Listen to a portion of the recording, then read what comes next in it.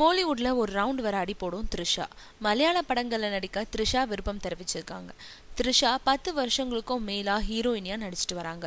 ஹீரோயின்கள் குறுகிய காலத்துல காணாமல் போகும் சம்பவங்களுக்கு மத்தியில அவங்க இத்தனை வருஷமா ஹீரோயினியா இருக்கிறது பெரிய விஷயம்தான்.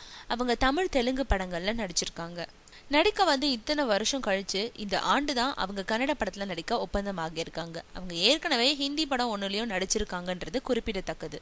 கேரளால தமிழ் படங்களுக்கு நல்ல வரவேற்பு இருக்கு. கேரள ரசிகர்கள் தமிழ் மற்றும் தெலுங்கு படங்களையும் பார்க்கறாங்கன்னு த்ரிஷா தெரிவிச்சாங்க. மலையாளத்துல நல்ல கதை கிடைச்சா நிச்சயம் நடிப்பேன்னு த்ரிஷா தெரிவிச்சிருக்காங்க. அவங்களுக்கு பிடிச்ச நடிகர் மோகன்லாலாம். பெரும்பாலும் என்னோட படங்களோட படப்பிடிப்புகளுக்காகவே கேரளா வந்திருக்கேன். வினை தாண்டி வருவாய படத்தோட பெரும்பாலான காட்சிகள் கேரளால படமாக்கப்பட்டனன்னு சொல்லியிருக்காங்க த்ரிஷா. என் பாட்டி பாலக்காட்டுல வசிக்கிறாங்க. அவங்கள பார்க்க நான் அடிக்கடி பாலக்காடு வருவேன். ஏதாவது ஒரு காரணத்துக்காக நான் 3 முதல் 4 மாசத்துக்கு ஒரு முறை கேரளா வருவேன்னு சொல்லியிருக்காங்க த்ரிஷா.